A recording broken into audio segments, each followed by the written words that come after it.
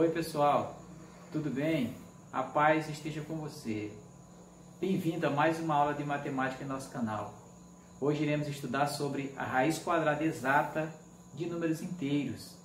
E eu quero te convidar para me acompanhar em alguns exemplos sobre esse tema tão importante para o nosso conhecimento em matemática. Vamos lá!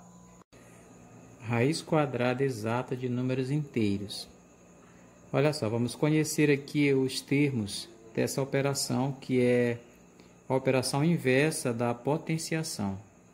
Então, nós temos aqui uma representação genérica da raiz quadrada, tá? Nós temos aqui esse símbolo denominado de radical.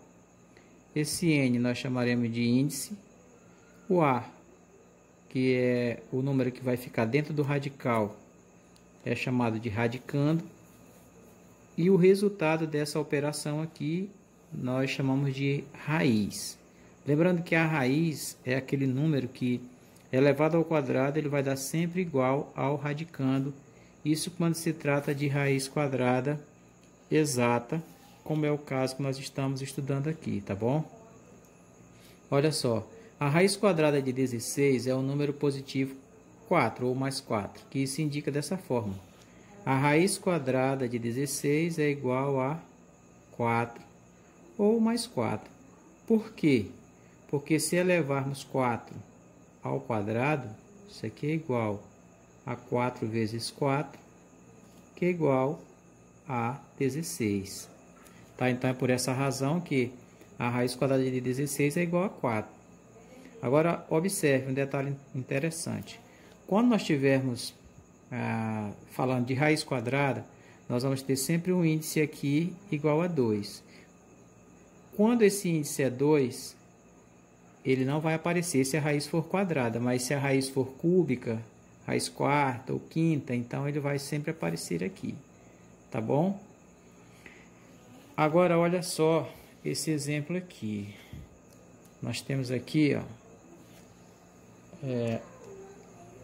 a raiz quadrada do oposto de 16, tá? Repare que esse sinal ele está fora do radical. Então, a gente, para calcular essa expressão, nós repetimos o sinal e calculamos a raiz agora de 16, que é igual a 4. Ok? Agora, olha só. Essas observações aqui. Diz o seguinte: que nem sempre é possível determinar a raiz quadrada em z. Nem sempre. Olha aqui esses dois exemplos que nós temos aqui. Ó. A raiz quadrada de 10, ela não é exata. Então, por essa razão, ela não é definida em z.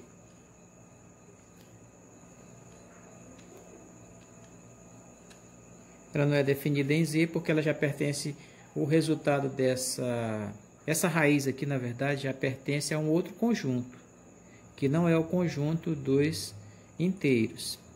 A mesma coisa acontece com a raiz quadrada de menos 36, tá?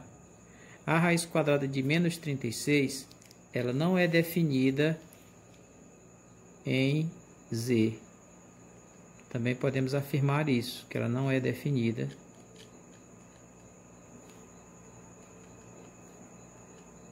em z, tá? Então é isso. Essa é a nossa pequena aula sobre a raiz quadrada de números inteiros. Não é difícil, é muito simples. Um conteúdo aí só para somar, vindo como a sexta operação, tá?